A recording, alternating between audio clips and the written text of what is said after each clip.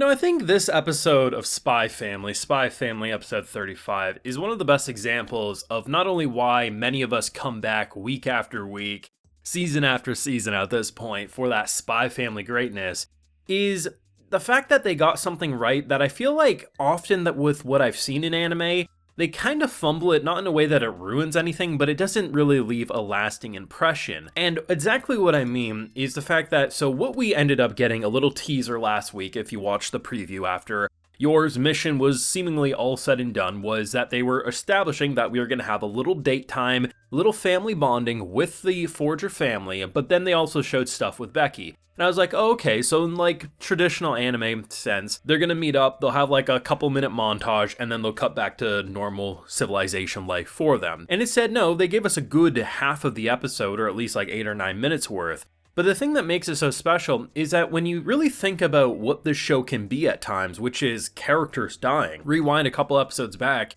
literally it looked like Yor was going to get killed, like she was almost ready to give up on life because she thought she was defeated. And if you think about anime and how they normally go about like little moments like these, the fact that characters can die, I feel like often what you see is like, oh, we're gonna go the predictable route, so we're gonna show the family having fun little bonding time, we're gonna have this very nice OST, montages for days, and just show them being a happy family. Then they're gonna direct the arc as we saw it, and probably you could be like, oh shit, now we're really worried for Yor. And it's not even just simply like that, where it's like, it's trying to make you super fearful, because most people are gonna assume, at least for the foreseeable future, that Yor is gonna come back to the family in some way, because the whole thing's about this wholesome family bonding in such an unnatural way. But one of the biggest things is that it feels like it rewards the viewer. It feels like similar to the characters getting that vacation, so does the viewer. And it's not that anime gets these types of moments wrong, I just feel like often the way they direct them, structure them, or the amount of time they give us for said reward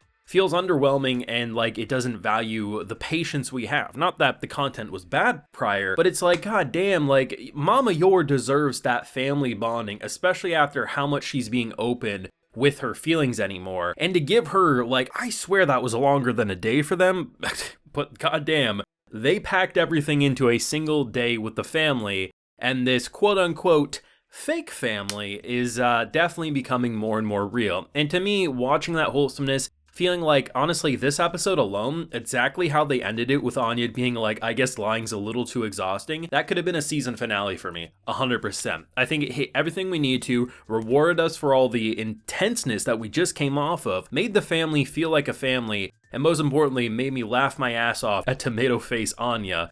What's not to love about 35 of Spy Family? Now, I do have a full live reaction to today's wonderful episode, if not one of my personal favorite Spy Family episodes, over on my Patreon if you would like to see my full and good thoughts. It's over there if you're interested. Now, this was a very good episode. Like, this really could have been the season finale for me. Of course, I'm happy we have more content. I'm never going to complain about more. But it's just something about how they structured it, man. Because, like, I really was expecting a couple of minutes at most, 5 minutes max, and it just felt like the longer I was like, okay, they're probably gonna cut it off here. That song keeps playing, like probably 60%, 75% of the kind of family bonding was silent. We got to see a lot of really fun shots, but the song kind of told the story. And when they did let the characters talk, I mean, Yor is pretty much Spider-Man, and what I mean is Spider-Man is insanely strong. Anyone who's ever read Spider-Man comics, most of the time, Peter Parker is holding and pulling his punches because he'll kill people otherwise. And I love the idea that Yor has to do the same thing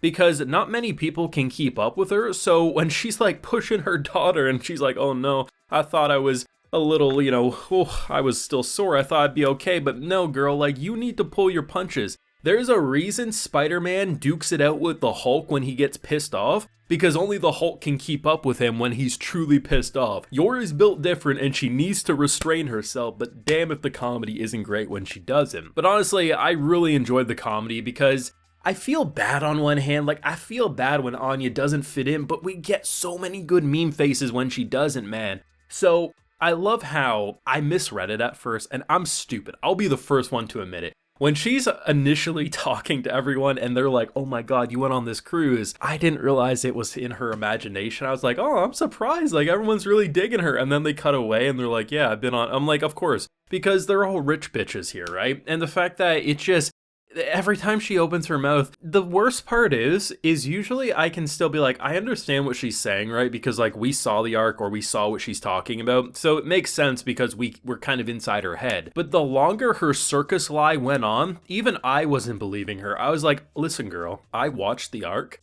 I saw everything you experienced, and even I don't know what you're saying anymore. I can't believe you, and I've experienced it. Like, somehow Anya's lies made me convinced that the arc we just experienced did happen, and it was comedy gold. But I think one of the sweetest moments, and I think is gonna go undervalued, is how Damien responds to her. So Damien is still a troll, and he does still pick on her, but I mean, anyone who was young like them at that point and had a crush, the way they bicker with each other is how little kids have crushes. It's adorable, it really is. But it's the fact that no one's really paying attention to her because, like, the longer she speaks, the more it's like she's just insane. The only person in that entire room who listened to every single thing, held on to every single word that Anya said, was Damien. And I'm like, oh my god, even though he says it so sassily, like, oh, I wish I could just, zone out and not figure out. And he's like, what is she talking like? What does that mean? Like, what's that squid thing? He held on to every word, and oh my god, they are absolutely adorable.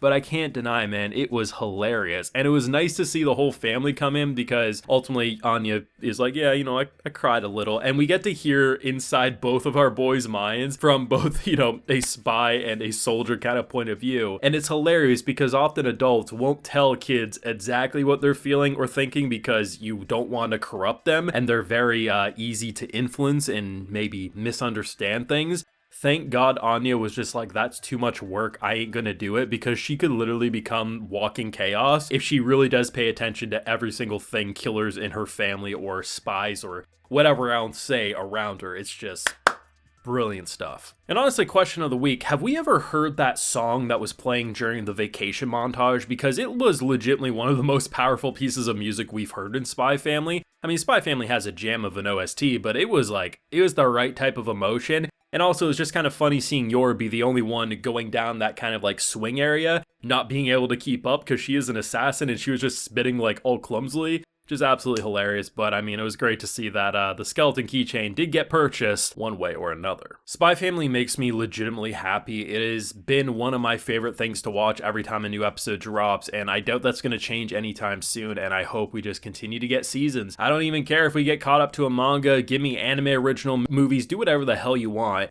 You know your boy's gonna be watching it as soon as they release it. So let me know what you thought of this week's episode down below. Leave a like if you enjoyed, subscribe if you're new around here. Of course, ring that bell, and like I mentioned, full live reaction over on my Patreon. And hey, while you're over there, you also get a video shout out. So today we have Diedrich Savan, Davlin, Harry Truscott, Furno19Z, Selkie, Pixel Caliber, Janice Mary, and Sign. So I appreciate the support, everyone. Please take care. Have a good one.